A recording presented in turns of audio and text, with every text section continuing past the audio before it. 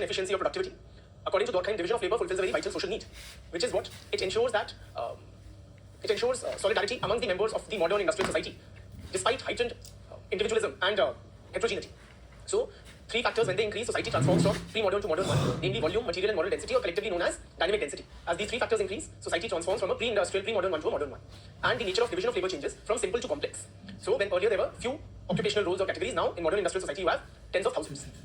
This reduces the competition. This complex division of labor which emerges reduces the competition to manageable levels within each occupational category. It also serves to increase the complementarity between the members of the society. Therefore, it leads to increase in interdependence among the members of the society and results in what Durkheim terms as organic solidarity.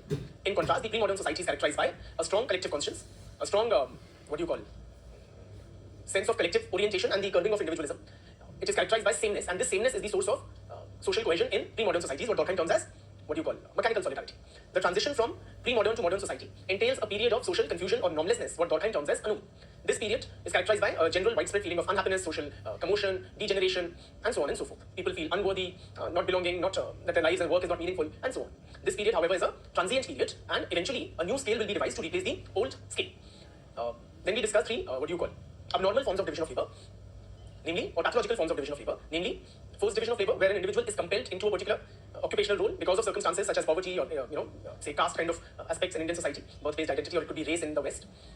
Then we also talk about anomic division of labor, wherein there's a lack of clarity regarding guidelines governing the economic behavior, because of which there is incessant industrial conflict with management and the working class both striving to maximize their own benefits. So, and the third is inadequate organization, right? This is what we had discussed, and he also offers certain solutions. So he sees hope in this, the birth of the contract, the state playing an important role through legislation or its policies, and also self-regulating kind of associations which should be established throughout different sectors of the economy, right? Now moving ahead. Chaliye. Today we intend to cover two topics under Durkheim, beginning with social facts. Social facts. Durkheim uses this term, friends, social facts, to demarcate or outline the subject matter of sociology. According to Durkheim, what is the subject matter of sociology? For him, sociology is the study of social facts. Now, please appreciate the context in which Durkheim was making his contributions. Durkheim, in Europe, was the pioneer, literally the first fellow to establish sociology as an academic discipline. Prior to Durkheim, there was no department of sociology. So he was instrumental in establishing the first department of sociology in the University of Bordeaux in France. That is why Durkheim is regarded as one of the founding fathers of the academic discipline of sociology.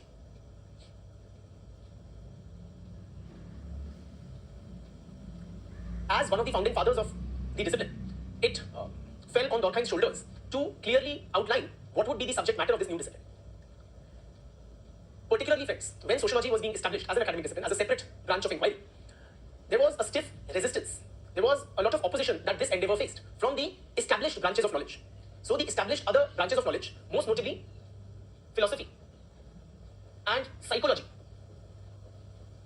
these two streams of knowledge were particularly opposed to the founding of sociology as a separate area of inquiry. Why would they oppose? Please appreciate, whenever in universities, in colleges, whenever a new subject is established, a new department is established, funds will need to be diverted for research, for infrastructure, etc. in that particular area of study. So that would mean the limited funds that a university has, some would get diverted to the new branch of knowledge. And the reason or the grounds of opposition was these subjects claim that what is it that this subject sociology would teach anew? Whatever it touches upon is already covered by the existing branches of knowledge. It was in this context that Durkheim formulated this concept of social facts. So Durkheim, he as one of the founding fathers was very keenly interested in demarcating a niche area, something which would belong exclusively to the discipline of sociology. And for that purpose, he gave this concept of social facts. So that Durkheim categorically stated that sociology is the study of social facts, which are different from psychological facts or demographic facts or other such facts. In other words, according to Durkheim, sociology and sociology alone is the study of what he terms as social facts. What these are, we will understand as we proceed. So the moot point is that Durkheim was trying to give this new discipline its own independent identity by conceptualizing social facts as its exclusive area of study.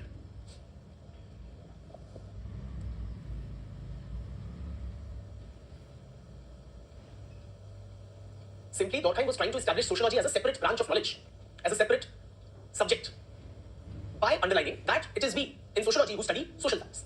And social facts have got nothing to do, or they are different from psychological or other facts. In other words, we are different. Sociology as a discipline is different from psychology or philosophy or economics or the other subjects. This is the context. I have not explained to you what are social facts. That I will do as we proceed. But this is the context. Are you with me? Me as in, are you with Durkheim on this? That he was trying to carve out a distinctive subject matter for the new discipline of sociology. And in that endeavor, he conceptualized the subject matter of sociology to be social facts.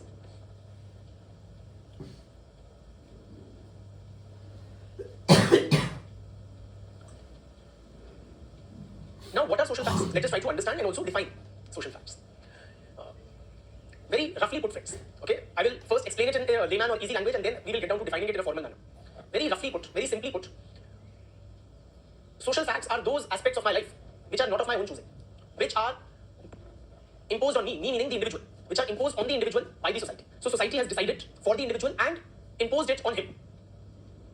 In other words, whatever are the socially determined aspects of one's life, they are social facts. This is not how you will write it, this is only for easy understanding. How you will write, I will dictate and explain in a while, the formal definition. But very roughly, anything that the society imposes on me is a social fact. For example, the clothes that I am wearing, are they of my own choosing or are they decided by the society and imposed on the individual? No, they are not my own choosing for whoever of you are suggesting it is. Please appreciate the society has decided that a person belonging to X gender in Y age bracket, he or she will wear these kind of clothes in this kind of a setting. So the norms governing one's dress are decided by the society and imposed on the individual. So the clothes that I'm wearing is because the society has decided for me that this is the kind of clothes a person of your gender and your age in such a setting is expected to wear. I'm simply towing the line. I'm just simply walking on the treaded path which the society has set for me. So it is what? My clothing patterns, these are a social fact. What about the language one speaks? Have I opted to speak in English and Hindi, the two tongues that I speak in? Or were these decided by the society and imposed on me? Again, these were decided by the society and imposed on me. Some of you are suggesting one's sexuality. So the fact that a person in Indian society, that I have married a female, is that of my own choosing or the society decided that for me? So the social norm is heterosexuality or the heterosexual marriage. So the society has decided for me that I'll marry a person of the opposite gender from the same caste, from a different gotra, and so on. And I have simply complied. So heterosexuality is a social fact. Right?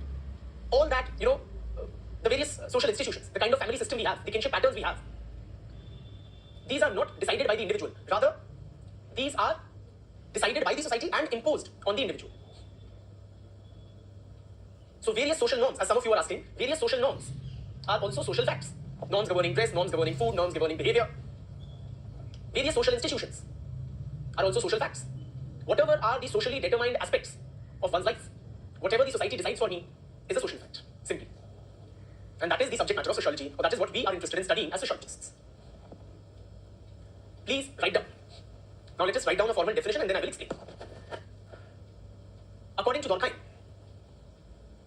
Durkheim, social facts are collective ways of acting, feeling and thinking. Social facts are collective ways of acting, feeling and thinking that are external to the individual, and endowed with the power of coercion. And endowed is not a sociological term, it's an English word. Endowed with the power of coercion,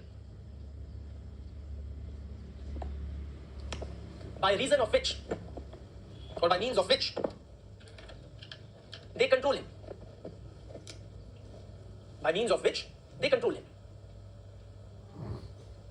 I repeat, social facts are collective ways of acting, feeling and thinking that are external to the individual and endowed with the power of coercion by reason of which they control him. Let us try to appreciate what this definition means. These are collective ways of acting, feeling and thinking. In other words, what we do as a collectivity or what we feel or think as a collectivity. Not what I think as an individual. That is not important. That is not society or socially determined. But what we do as a collectivity. These are collective ways of acting, feeling and thinking. For instance, as an individual, I may have homosexual thoughts, but does it make it a social fact? No. The social fact is heterosexuality. Right? So these are collective ways of acting, feeling and thinking. How we feel or think or act as a collectivity. That are external to the individual. Please appreciate, social facts are external in the sense they exist outside of the individual, friends. They exist outside of the individual. For example, language is a social fact. I'm a Hindi speaker, right? So Hindi language, is it inside of me or outside of me? Is it internal to the individual or external to the individual? it existed well before this individual came into existence. It will continue to exist after the passing away of this individual. So it has an outside, independent, external existence.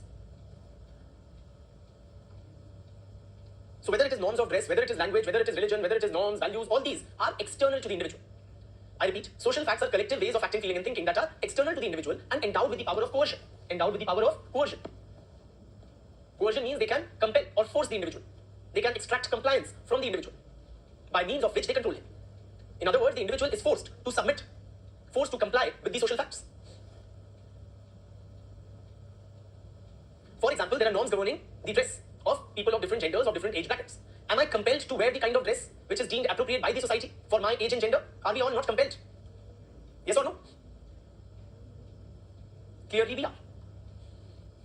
So can I wear a bright yellow t-shirt tomorrow? In the lecture? Can I? No, I can't.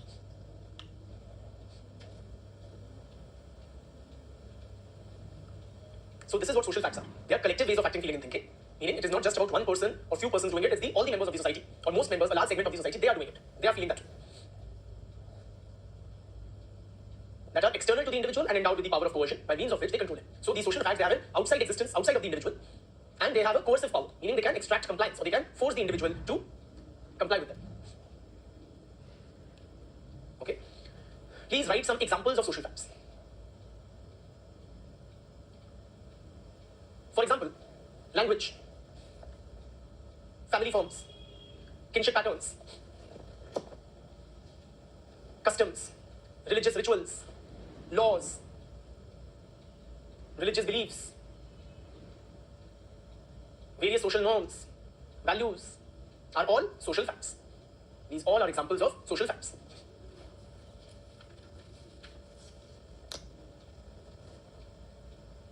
In other words, friends, simply whatever the society decides and imposes on the individual plainly submits or complies with the will of the society. Those are social facts. Okay.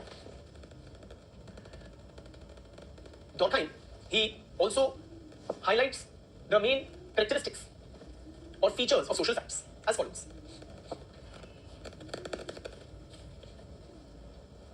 There are 4 main characteristics of social facts highlighted by Durkheim as follows. The first is externality. Externality. What we had just commented upon, the same thing, that they exist outside or external to the individual. Tell me, friends, do they exist only outside or also inside the individual? When I say language is a social fact, I'm a Hindi speaker, so does Hindi exist inside of me? Is it internal to me or external to me? It is both. It is not only inside, it is not only outside, clearly. So it is only, please appreciate the existence of the social fact or the language of Hindi is external. It exists outside, but I have also internalized it. That is why I am able to speak in Hindi. Right? So it exists outside or it is external to the individual, but the individual also internalizes it. But when you internalize, it doesn't mean it stopped existing outside or externally, right? So please write down externality, dash. Every individual is born in an existing society. Every individual is born in an existing society with a definite organization,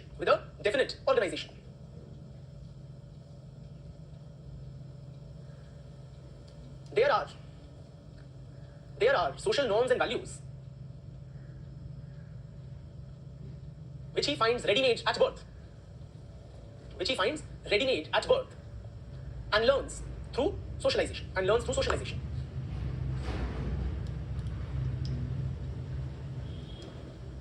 I repeat, every individual is born in an existing society, in a given society, with a definite organization. There are well-defined social norms and values he finds ready-made at birth and internalizes or learns through socialization.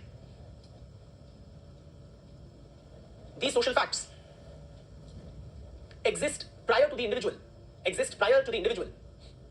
and are external to him, Second, independence.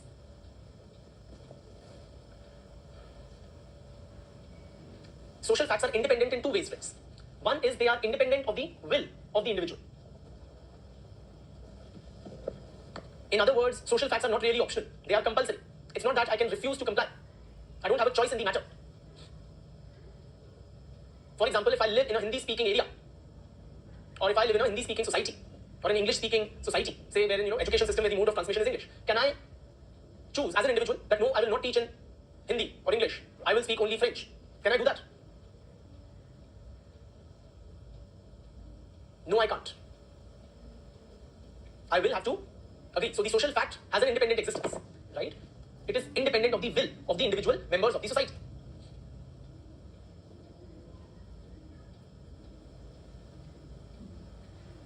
Secondly, social facts are independent of their individual manifestations. Independent of their individual manifestations. Meaning what?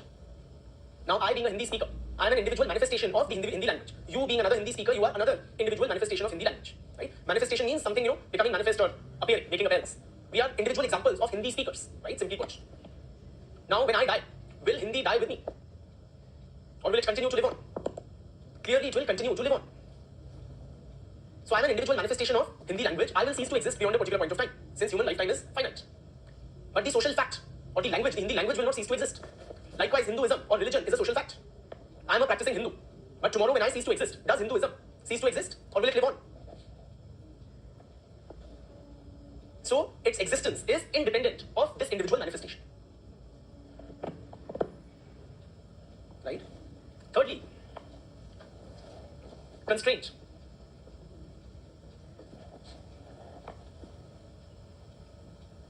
Constraint meaning they bind the individual, they compel the individual, they force the individual. The word constraint literally means something that kind of a bandish, if you will, something that prevents you from free movement. That is a constraint, like badium or a handcuff. So when we say constraint, that social facts exert a constraint or they have a constraining character, what we mean is that they force the individual to comply. They force the individual to comply. What if the individual resists? Some of you were asking me, why can't you wear a yellow t-shirt in a classroom setting as a middle-aged teacher? What is preventing me? What stops me? Tell me, what happens if the individual doesn't comply? Social facts exert themselves through social control mechanisms.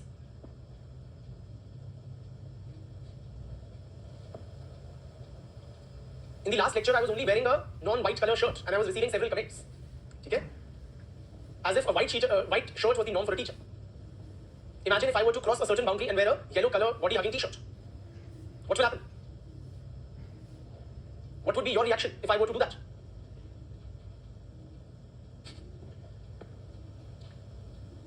Society will express its disapproval. Okay, it could be in the form of mocking or ridicule or social boycott.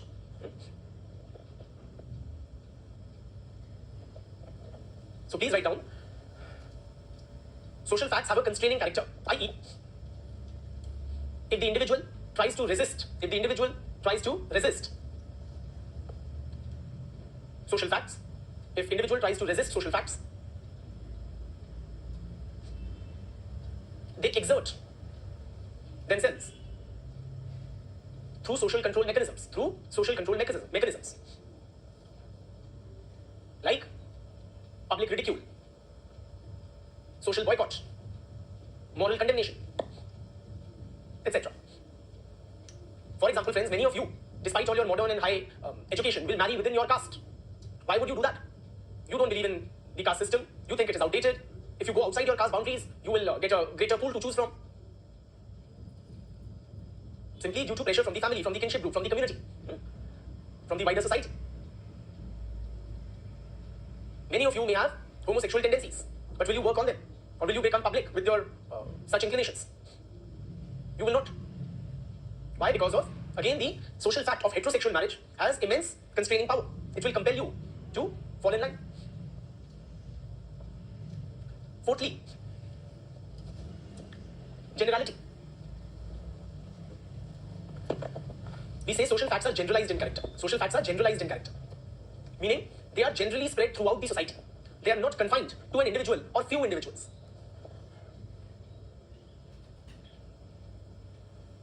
They are generally spread throughout the society. They are adhered to not by one or few individuals, but by a very large segment of the population. For example, am I the only Hindi speaker?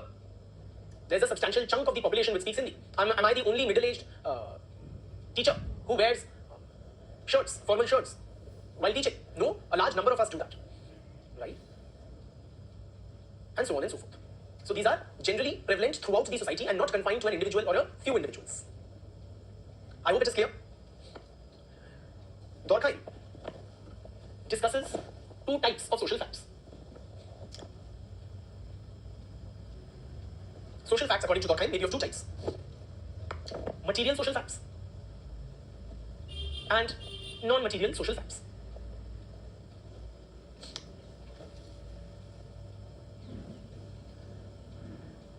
Material social facts, please write down. Social facts may be of two types: material and non-material. Material social facts are those which are directly observable. Which are directly observable. For example, this marker pen, is it material or non-material? It is clearly material. For example, tools and technology. Tools and technology. Architectural styles, laws. These are material social facts.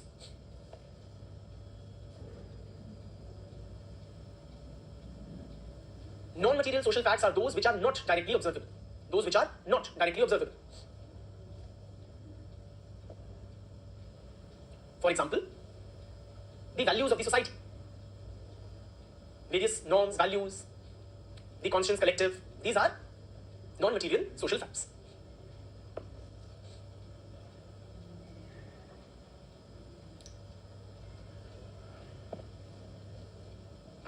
Durkheim also classifies social facts into two other types.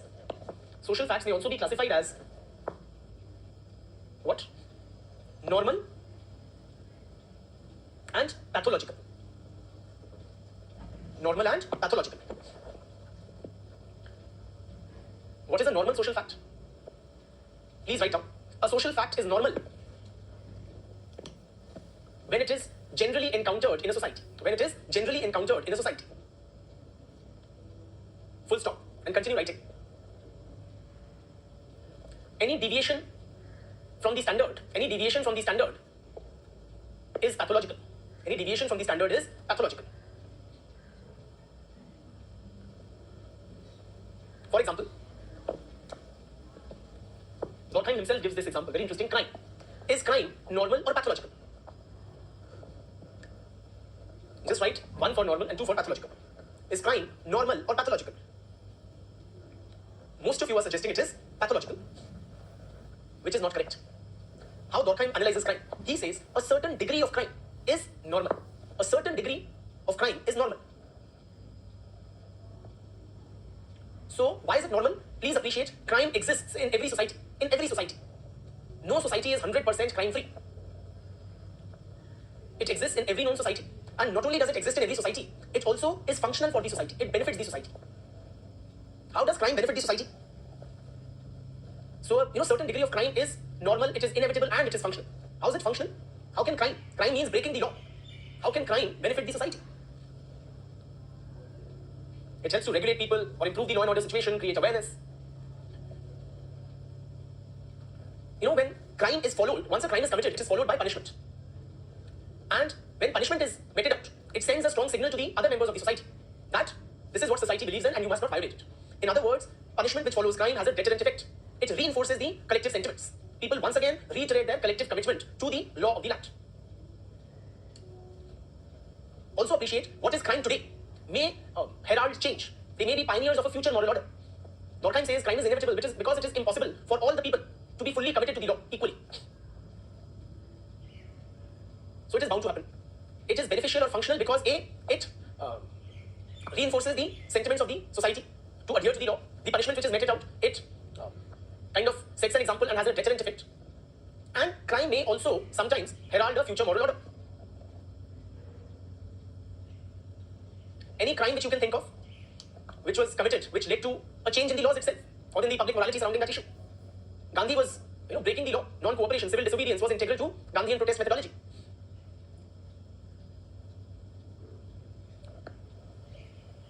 Right? So, point is that what is at one time regarded as a crime may later on gain wider acceptability. So it enables the society to think of an alternative moral, legal order. The early LGBT rights activists, who were they? They were effectively criminals. Right? But they kind of proposed a new morality or a new thinking on the issue of one's sexuality. So point is that a certain degree of crime is inevitable. It is normal and it is functional. functional for the society. Then when does crime become pathological or abnormal? When the crime rate exceeds beyond the normal levels, then it becomes a matter of concern or pathological. Right? So this is how Durkheim conceptualizes social facts. Appreciate, friends, Durkheim not only, explains, demarcates, or defines the subject matter of this new discipline that time, sociology. He also outlines the methodology which is to be followed to study social facts. He also puts in place a methodology that is to be used by the new discipline of sociology to study its subject matter, social facts. In his book titled The Rules of the Sociological Method,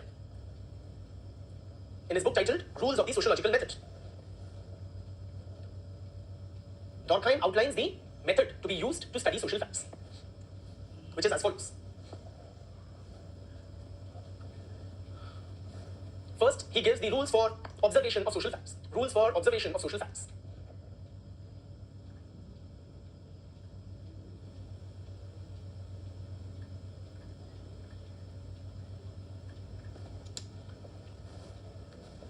The first rule, please note. The first and foremost rule, and write this down. The first and foremost rule is consider social facts as things. Consider social facts as things. Consider social facts as things. I repeat, in his book, Rules of the Sociological Method, Durkheim proposes the following methodology to study social facts. First, we are discussing the rules of observation of social facts. And the first rule he outlines is, the first and foremost rule is, you consider or treat social facts as things. What do we mean when we say social facts should be treated as things? Thing means an inanimate object or a vastu. Which methodology is he basically laying down the foundation for when he is saying you treat social facts as things? Which method? How do you analyze things? Using which method? The scientific method. Absolutely, the scientific method. You know, social facts, or what we are studying, whether it is religious rituals or customs or values and beliefs, these seem to be very abstract, very intangible, right? Kind of empirical or difficult to capture empirically. Nevertheless, Durkheim believes that these must be treated as things. In other words, the sociologist should treat his subject matter the same way as the physicist or the chemist treats their subject matter. Meaning what? Treating them as observable, empirically capturable. They are something to be captured empirically, to be observed. Social facts are real. They have an objective reality. Social facts are real and have an objective reality. So you collect empirical data about the social facts and then treat them statistically or as statistics. For example, if you have to study suicide, how do you do it? Do you do it with a lot of emotional investment or something? Durkheim did conduct, after all, a study of suicide. You study suicide based on suicide statistics.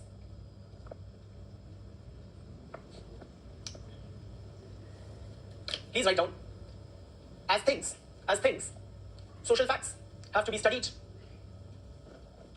by the empirical method.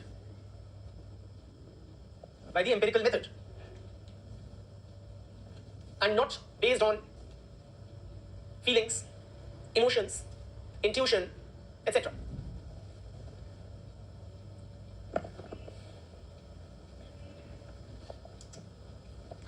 Secondly, friends, please write down, sociologists have to formulate the concepts precisely. Sociologists have to formulate the concepts precisely.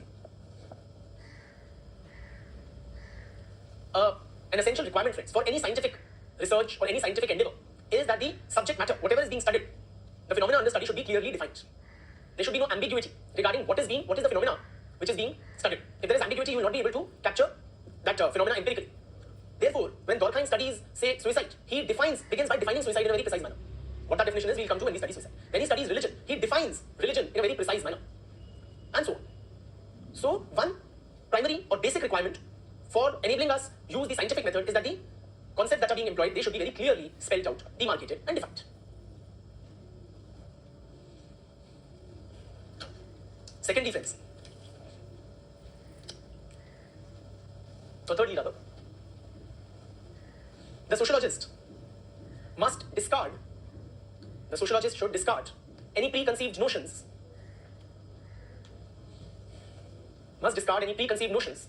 That dominate the minds of ordinary persons. and adopt an emotionally neutral attitude. Adopt an emotionally neutral attitude. For example, if I'm studying marriage, should I base my sociological research on my personal experience of marriage? Should I do that? Or should I keep my own experiences or any preconceived notions I have about marriage, say, from seeing my parents or grandparents' marriage? Give me one word for this, what Durkheim is suggesting here. Can you give me one word for what Durkheim is suggesting here? It is what we term as objectivity. Absolutely. So you don't let any preconceived notions, biases, prejudices cloud your research.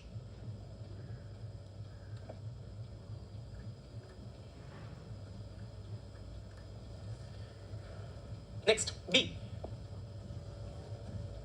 Rules for distinguishing between normal and pathological social facts.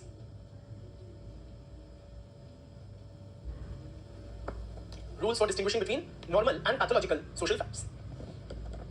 Here, Durkheim simply states what we have discussed earlier, that a social fact is normal when it is generally encountered in a society, and it is pathological if there is any deviation from the standard. It is normal when it is generally found in the society, while it is pathological if there is any deviation from the standard.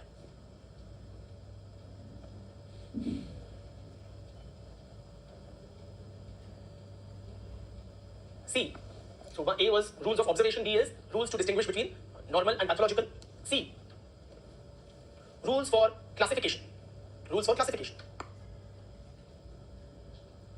Please appreciate, in sociological research, the scientific method of experimentation has somewhat limited application. Right? We have discussed that in an earlier lecture, that the experimentation method has somewhat limited applicability in sociological research. Then what do we do if we still want to conduct a scientific study? Social phenomena are anyways taking place.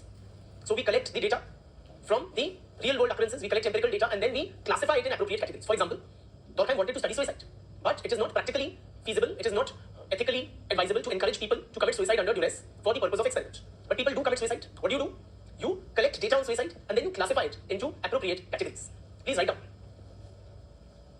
Durkheim suggests that for comparison, the sociologist must classify or must do classification of social phenomena into appropriate categories. For example, friends, when Durkheim studies suicide, okay, which we will be discussing next, he classifies the suicide rate by type of society, say by rural society and urban society. By religion, Catholics, suicide rate amongst Catholic Christians, amongst Protestant Christians, amongst the followers of Judaism, and so on. He classifies the suicide statistics based on marital status, married and unmarried, based on the number of children, people with 0 children, 1 child, 2 children, 3 children, and so on, based on gender, as men and women. So anyway, suicides are taking place. What we can very gainfully, usefully employ is this method of classification. Okay? And then you compare. So what is different between rural society and urban society? And then you say, okay, this is what explains the differences in suicide rates. Why they are higher in X society and lower in the other. D. Rules for explanation of social facts. Rules for explanation. D is rules for explanation of social facts.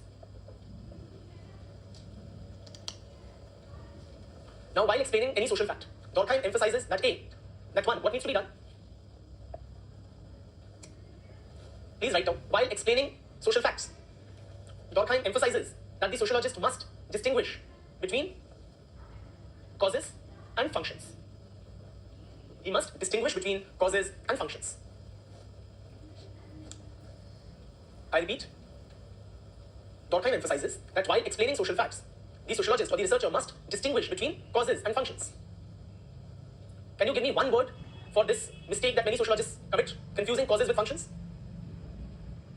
Correct. Teleology, right? So basically, Durkheim is suggesting that one should avoid teleological explanations. Absolutely. Just please ensure some of you got the spelling of teleology horribly wrong. Okay, writing telegoli instead. It's not telegoli or telelogy also, it is teleology. Okay. Teleology is that common mistake, particularly in functional analysis, of confusing causes and functions. Okay. So, the second and final rule, while explaining social facts, Durkheim says, trace social facts to other social facts. I repeat, trace social facts to other social facts. Why I have not explained teleology or the distinction between causes and functions? Because we've done it in an earlier lecture, friends. Have we discussed what is teleology or the confusion between causes and functions earlier? Yes, we have. Right? So that is why I'm not discussing it again. You can simply refer to that lecture in case any of you is joined afresh. Okay.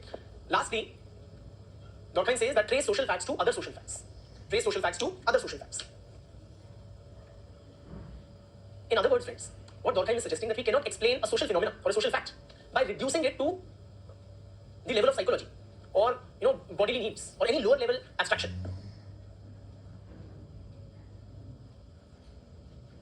I repeat, for example, let me give an example that will make it clear. Durkheim explained suicide, which we'll discuss next. Now, most explanations of suicide, how do you explain suicide, friends? How do we commonly try to analyze suicide? We analyze it in which terms? In terms of the mental state of the victim or the fellow who has died, right? So, suicide, Durkheim contended it is a social phenomenon. Okay, why it is a social phenomenon, we will discuss when we come to suicide. But being a social phenomenon, you cannot reduce it or explain it in terms of the psyche of the individual. So, Durkheim says that suicide rate is a social fact, which has to be explained not in terms of the mental state or the bodily condition of the the person who committed suicide, but it can be explained in terms of other social facts. What are those other social facts?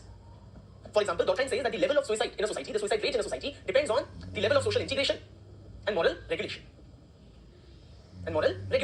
What this is, we'll be discussing at length in our analysis of suicide. I repeat, friends, so Durkheim basically suggesting that social facts or a social phenomena has to be explained in terms of other social phenomena or social facts, not in terms of mental or psychological underlying factors or any biological factors.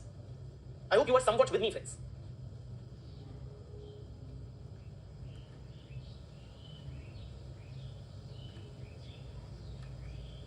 Right? So these are the various rules of the sociological method. In other words, this is the methodology that Durkheim proposes should be used to study the subject matter of sociology. I have not counted the number of points, whether it is the 5th point or the 6th, you can do the numbering by yourself. Okay. Other students are suggesting it is the 5th point. I have talked about 4 types of rules. Rules of observation, rules of segregating them or distinguishing between normal and pathological, then rules for classification, and then rules for explanation. So there are total 5 or 6 points. That's about it. If you have to give me one word for Durkheim's methodology, what is it? Which methodology does he propose to study social facts? In a single word, the scientific method. Clearly, Durkheim is a votary of the application of the scientific method to study social facts. Okay. With that, we take a well-deserved break, after which we recommence.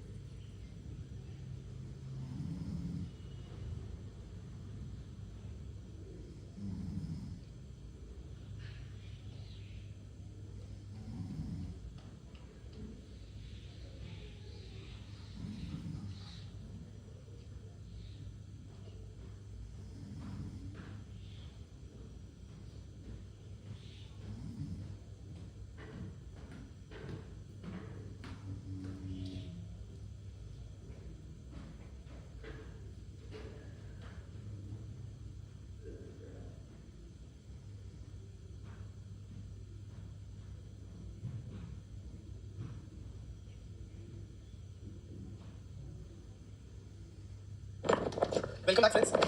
Please confirm I'm visible and audible. Yes, thank you. Chaliye, now let us move on to the next and the last topic under Durkheim, which is a very sensitive kind of a topic, suicide. This topic is particularly sensitive to the class I'm teaching, meaning UPSC aspirants or competitive exam, kind of contenders, right? And it is also very telling, friends, that it really takes a toll on one's mental well-being. Let us begin with this rather sensitive topic with an admission. How many of us have ever contemplated suicide? Considered ending our lives? Just type yes if you have.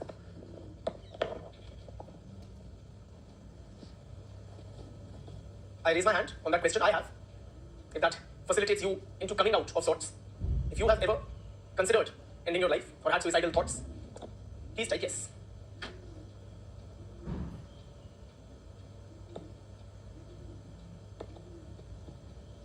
So many, an increasing number amongst us, friends.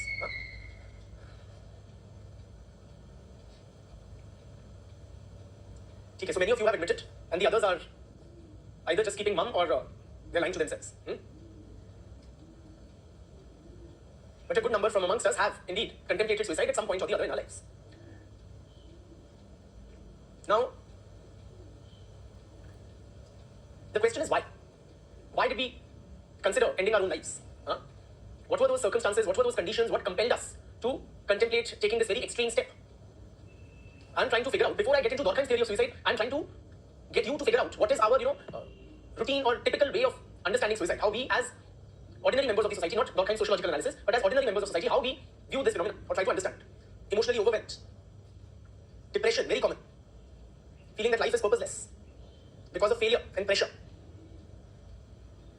Dying once is better than dying daily. Those who have contemplated, or others may also chip in.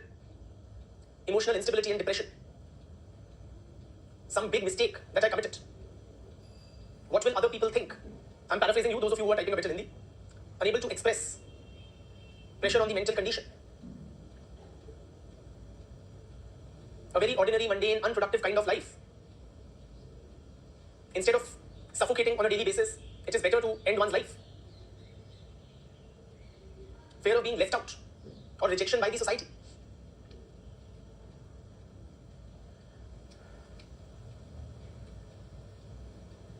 Lack of motivation to live. Break up with your romantic interest. Finding that I am unworthy, I'm worthless. Someone would have spent the life better, so I'm literally wasting away my life. External pressures. Don't use fancy terms like alienation. Speak in ordinary layman English terms. Leave the alienation and the me part to me. Right, friends? Break up. Thank you for bearing your souls. Being wrongly accused. Thank you for admission of something which is deeply personal and very troubling to recall. Putting in a lot of efforts with no results. You feel like quitting. Internal pressures. Absolutely. Thank you for bearing your souls, friends, once again. Please appreciate, there is not a single human being, and I say that with a fair degree of conviction, not a single human being who doesn't encounter problems in life. All of us, almost all of us, go through, say, loss of near and dear ones, right? Those who provide us an emotional cushion or comfort, people we are emotionally attached to, right? For example, it is a fact of life that most of us would lose our parents before our eyes, right? So loss of near and dear ones. Emotional turbulence, such as a breakup or a divorce or a difficult relationship. A large number of people go through financial hardships. Most of us don't have it easy financially, right? So even those coming from middle class or upper middle class backgrounds, they also have these periods of financial, upswings and downswings. In other words, friends, we all encounter different kinds of and varying degrees of difficulties. But from this large number of people in society, few commit suicide. Why? You are giving me the, triggers that a breakup could trigger a suicide or this or that. But why is it that though we all go through these hardships, some of us succumb and others don't? So all of us here, many of us have contemplated suicide, none of us has yet committed it, right? And that is why we are a part of this interaction. So, those who do, how are they any different from the rest?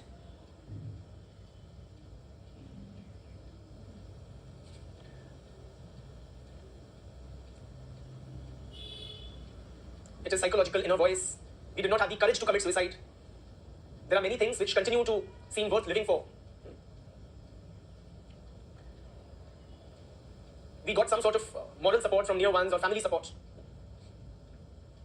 So friends, the usual way of assessing suicide is, as many of you are doing, is we explain it in psychological terms. All of us go through hardships, but some of those who do end up committing suicide, they are psychologically weak.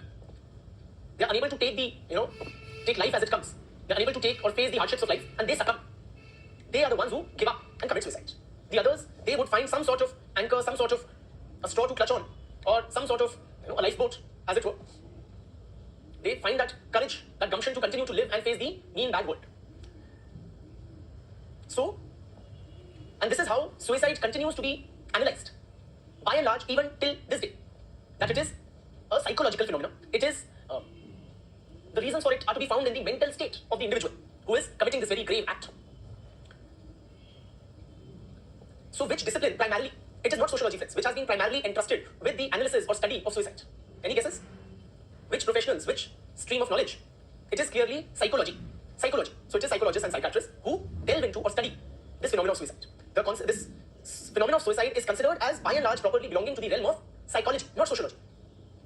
In fact, suicide is considered as one of the most ultimate anti-social acts. So when the individual thinks, to hell with society, I don't want to live in this society, and I have a right to end my own life, that is when he takes that proverbial plunge and ends his own life. So are we even competent, as sociologists, are we even competent to explore this field of suicide? Or should we leave it to those people whom it properly belongs, namely the psychologists? Is it in any way a social phenomenon, something to be studied by sociologists, or not?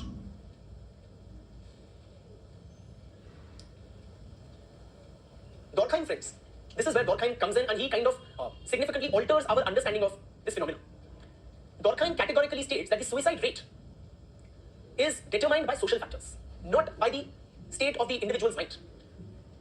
The causative factors for suicide are not to be found in the psyche of the individual, rather in the society.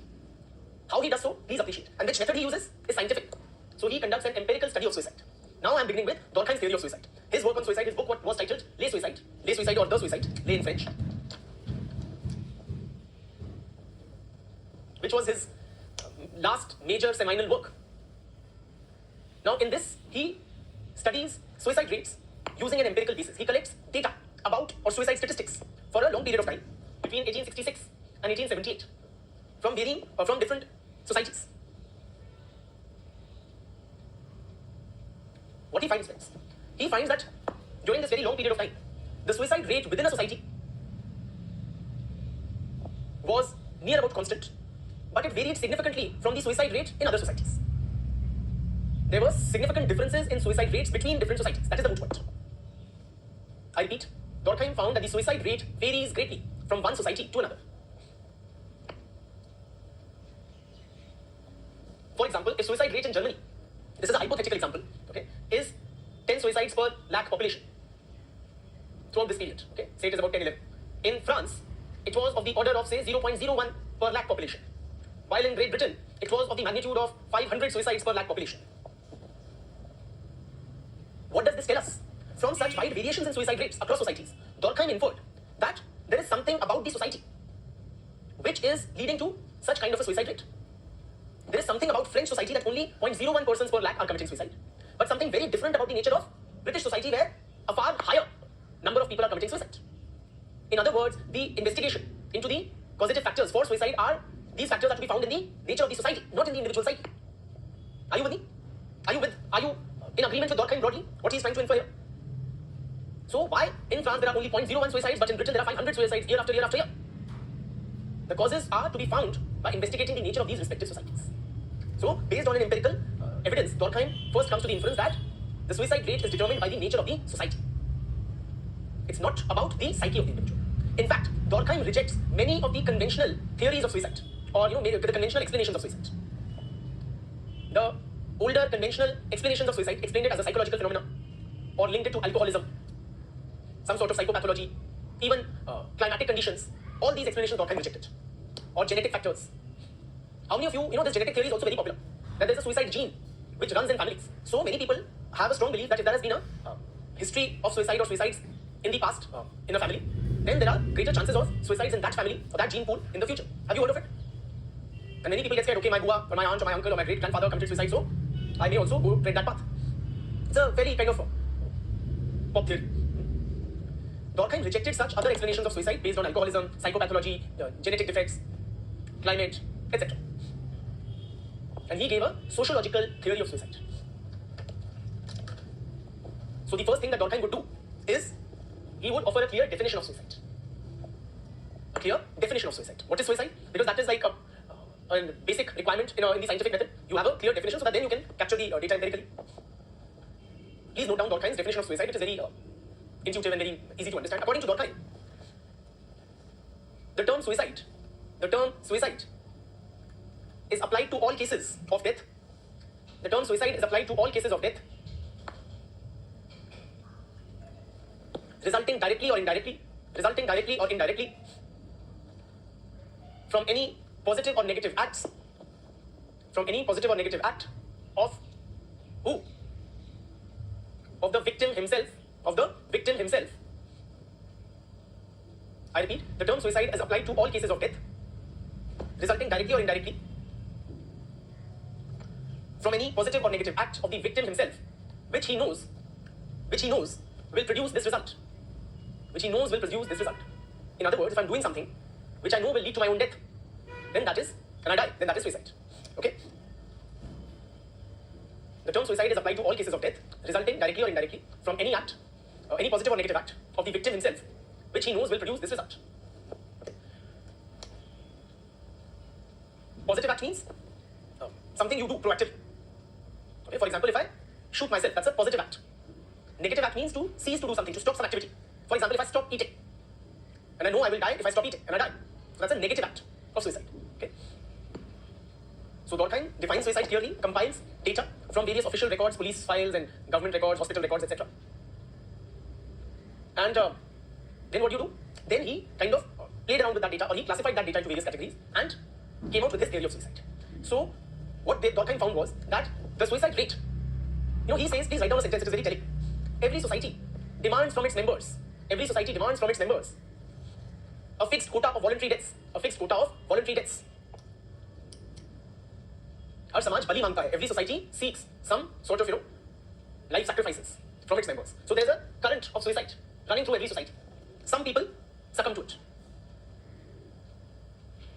Now, there are two main social factors that affect the suicide rate in a society. According to Durkheim, there are two social factors that affect the suicide rate, namely the level of social integration and the level of moral regulation. Based on these two factors, Durkheim classifies suicide into four types.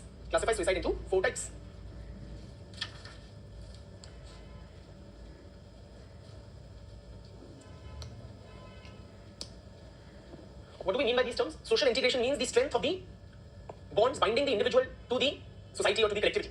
How strongly is the individual, integrated into the society? For example, who is more strongly integrated, friends, in the society?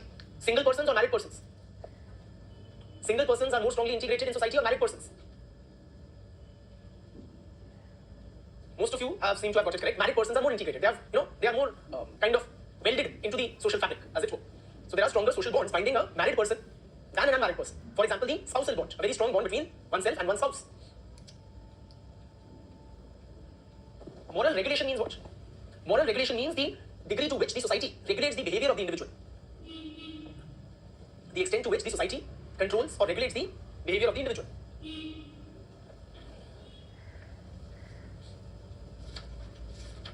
So there are four types of suicide. Namely, the first is egoistic suicide. Egoistic suicide. Egoistic suicide means what, friends? When the level of social integration is very low, very low, then the kind of suicides which take place are known as egoistic suicide. Please write down egoistic suicide dash. In those societies or social groups where the level of social integration is excessively low,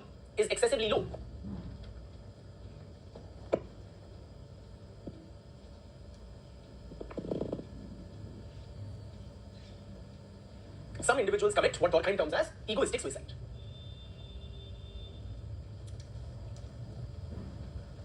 Where the social bonds are not very strong, right? So the individual feels kind of, there is no sort of sense of community. There is nothing binding the individual to the society. So for example, in which society you would find the social integration level to be very low and therefore a high rate of egoistic suicide? Urban society or rural society? Clearly, and as most of you have got it correct, urban society has excessively low levels of social integration, thereby characterized by a high incidence of egoistic suicide. Likewise, single persons or married persons, where will you expect a high incidence of egoistic suicide because of excessively low levels of social integration? Single or married? Exactly. So this is what Durkheim's data also told him, that the single persons or unmarried persons have a higher suicide rate than married persons because they have excessively low levels of social integration.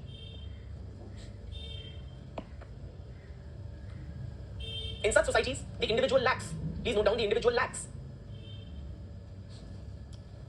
a sense of belongingness to a collectivity.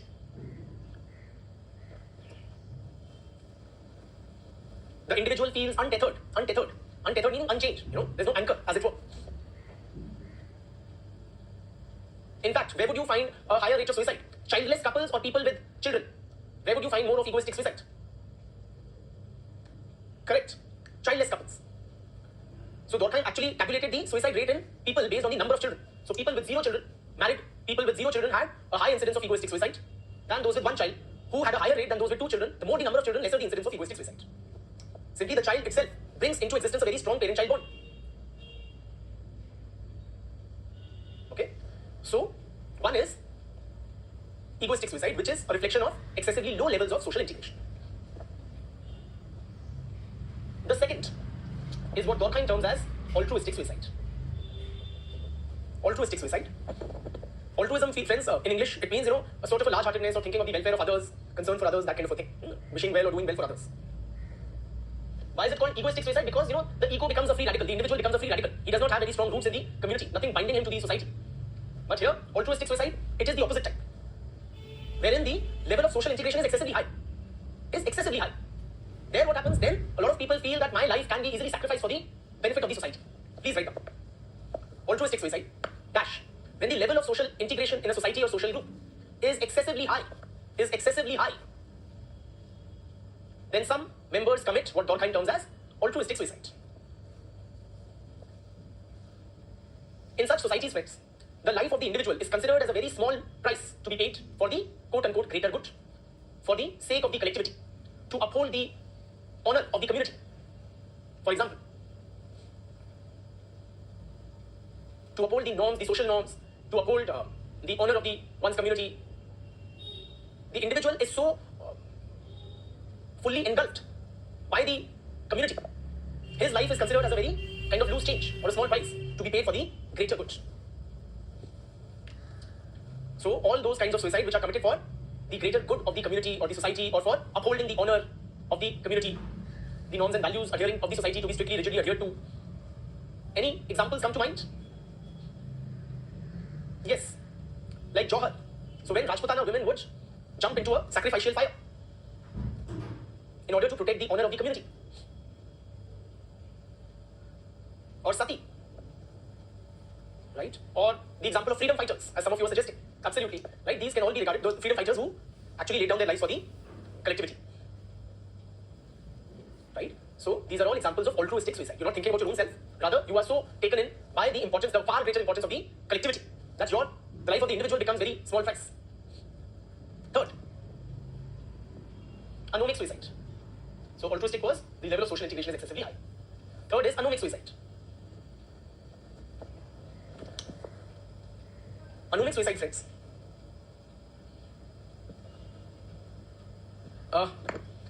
When the level of moral regulation is excessively high or low, when will you call it anomic? Any guesses? When it is excessively low. When the level of moral regulation is excessively low in a society or a social group, then some of its members may commit what is regarded as or termed as anomic suicide. Meaning the society is unable to properly regulate the lives, the behavior of the members. The society is unable to offer clear guidelines. So there is confusion. the society is unable to set the terms like unable, or they do, the society is unable to help the individual developing a sense of proportion, right, or a sense of right or wrong. For instance, during periods of economic slump or economic depression, when the economy goes bust. For instance, when the Great Depression happened in US and Europe, there was a spike in suicide rates. Not only that, very interestingly, even then there are periods of economic boom. Durkheim says both periods of both economic boom and economic bust lead to an increase in anomic suicide. See, when the economy is changing very rapidly, when there are generally very rapid and transformative changes in society, then members of the society are in a state of, kind of very widespread, there is a sense of confusion. For example, when, the stock market is continuously rising, like it is presently, a lot of people would invest from lower middle class, they would invest their hard-earned life savings in the market for a quick buck. Because the society is unable to regulate how much is enough. Everybody wants to become an Ambani, or nowadays even a Harshad Mehta. And then what happens? The economy would suddenly, there may be a stock market crash. And all those people with very big dreams, they get shattered, and there are a large number of anomic suicides. The society is unable to tell you that, 10-15% per annum or 6% per annum in the bank FD, that is a reasonable rate of return. Everybody wants to triple their money in the previous month. Right? But why during boom time? Okay, economic bust, it intuitively makes sense. But why should one commit suicide when things are going very good? I mean, that is, very difficult to explain or difficult to kind of conceptualize. It does happen. Durkheim says it is rare, but it does happen. Even when things are going too good, but the changes are very sudden. Then what happens? Again, the individual loses a sense of proportion. The society is unable to offer clear guidance. We need clarity, friends. And that clarity goes missing in cases of sudden success also. So it throws the whole kind of social organization for the individual haywire. For example, have you heard of this 27 Club? There's this club, 27 or 27 Club. I don't know how many of you have heard of it. A lot of these pop stars, musicians, artists, film stars, what they do when they acquire immense wealth, immense success, material success at a very young age. A large number of such big celebrities, immensely successful, they were found to be dying at or about the age of 27. Right? So, having attained quick success in terms of money, immense amounts of money, fame, attraction, or kind of being sought by the members of the opposite sex, attention from the opposite sex, which matters at a young age, all sorts of celebrity and fame and everything you have attained, then what do? Then they would go down this self-destructive spiral of drugs and booze, various sorts of excessive alcohol and various sorts of self-destructive behavior, eventually leading to suicide. Any young, very promising, very successful stars which come to mind? I know of my own generation, not your guys. Okay, I don't know Avicii. Maybe so. I know people like Jimi Hendrix, Kurt Cobain, of course. Kurt Cobain, right? Immensely loved kind of people. Jim Morrison. Come on, baby, light my fire. Right? It's like an anthem. Yeah. So many. Amy Winehouse. This one up now. Madonna, she died at around 36, but she was again like young and bubbly and beautiful and sexy and whatnot. I don't know about the Sushant Singh Rajput case. Whether that's murder or what. The verdict is still out. Zia Khan again. It's like or Divya Bharti. I don't know. So point is, friends, that early, sudden, massive success also strikes a blow. Right? You are unable to hold your life together. Right? And that kid who is in the star kid who is in this thing behind bars, he's still alive. So let's not put him in that category. But you get the idea. So point is, there is anomic suicide when the society is unable to offer clear guidelines, whether in times of any time of sudden, disruptive changes. Lastly, you have what he terms as fatalistic suicide. When the level of moral regulation is excessively high. He's right. When in a society or social group, the level of moral regulation is excessively high, some members commit fatalistic suicide. What happens, friends, in such social groups or societies? The society is very minutely controlling the individual, each and every aspect of his life, each and every action that he undertakes. So the individual feels, as one of you also use that language, "Gutta hua." Guttan say, "Behtar hai ki ek baar mein jaan de do," which in English means that instead of this suffocation, being told to what to do and what not to do, it is better to end one's life. So this is what happens in fatalistic suicide. The individual feels that no action of his he is able to author or decide for himself. That everything is to be determined by others. So he feels gutta hua. Literally, that's the word. Okay, he feels what's the English word for gutta hua? Guttan? Yes, he feels suffocated. Thank you.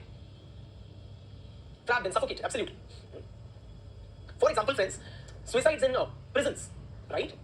Now, in a prison environment, the life of the convict is very minutely controlled by the society or the higher up authorities. So you will get up at 5:30 a.m. From 5:30 to 6, you will go to the washroom, and so on and so forth. Then 6 to 7, you will piece of chakki, or you will do your whatever. 7 to 8, you have to be in the kitchen.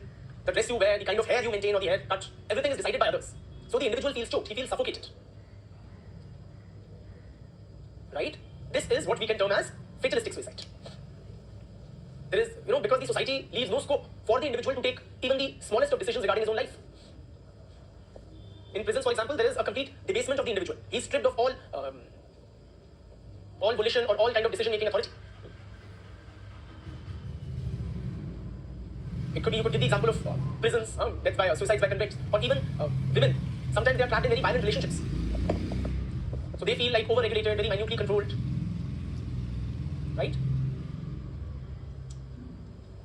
No, it is not typically men, as some of you suggesting that a girlfriend might be overbearing and controlling, but that is not what we see. That is more like a sexist joke, okay, that you have a very controlling girlfriend or wife.